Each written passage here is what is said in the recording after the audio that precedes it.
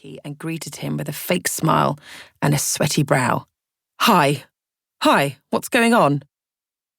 Jesse hadn't even taken his jacket, bag, or cycle helmet off as I urgently ushered him into the living room and told him to sit down. Brace yourself. Okay. We're having a baby. I'm pregnant. Luckily, he was thrilled.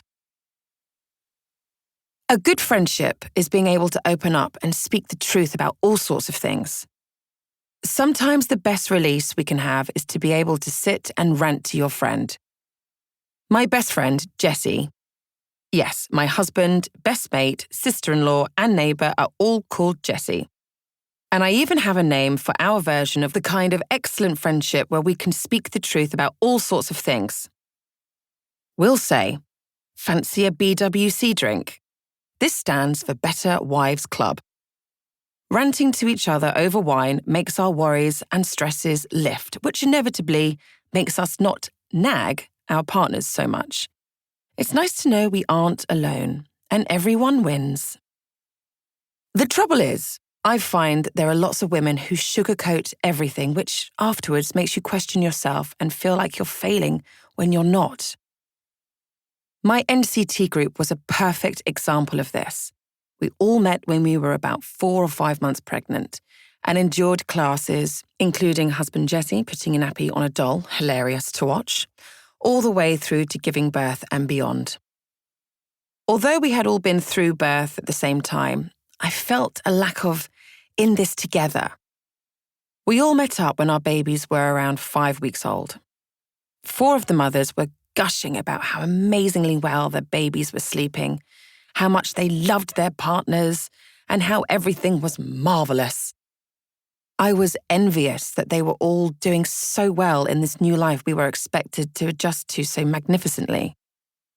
I could have lied and said how well I was doing too, but instead I decided to lay all my exhausted cards on the table. My baby doesn't sleep, and my husband is driving me insane. There, I'd said it, and it felt good. But it was also a release. As much as I tried to fight it, I could feel my eyes starting to fill with tears as the tiredness and failure dread started to seep out from my soul. The other mothers stopped in their tracks, peering at me over the rims of their coffee cups with furrowed brows. Had I said the wrong thing? Then, one by one, all the coffee cups were planted back into saucers with a clatter, coffee spilling onto the table as the whole group gave a collective sigh of relief. Then these wonderful new mothers said in unison, "Yeah, me too." It was an amazing feeling to know I wasn't alone. This openness sparked a brand new lease of friendship and has continued throughout all the years of motherhood. My children are fortunately or unfortunately past the baby phase now, but along have come new issues such as finicky eating habits and not finishing homework.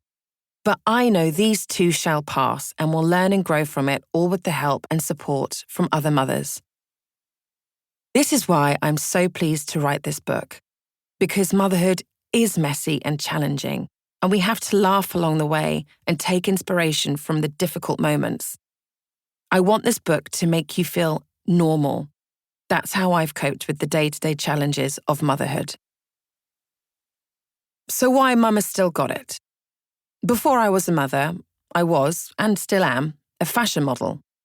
From 1995 to 2011, I worked in front of the camera, before social media, before the internet, before diversity inclusion of models of colour, size and ability. It was a very tough time to be in the business if you didn't fit in. In 1995, when I was 15, I took part in a modelling competition with Highland Spring Water, which introduced me to a prestigious London-based modelling agency. I went from science class in school to being interviewed on TV's This Morning with Richard and Judy, to then having lunch with Richard Branson, Carla Bruni and Jeff Banks, a TV fashion guru back in the 90s, all in the space of a few days. Shortly after this, I was entered into another competition called European New Face Model of the Year. I flew to Greece to represent England. This was a time before mobile phones, and I even remember people were smoking on the plane.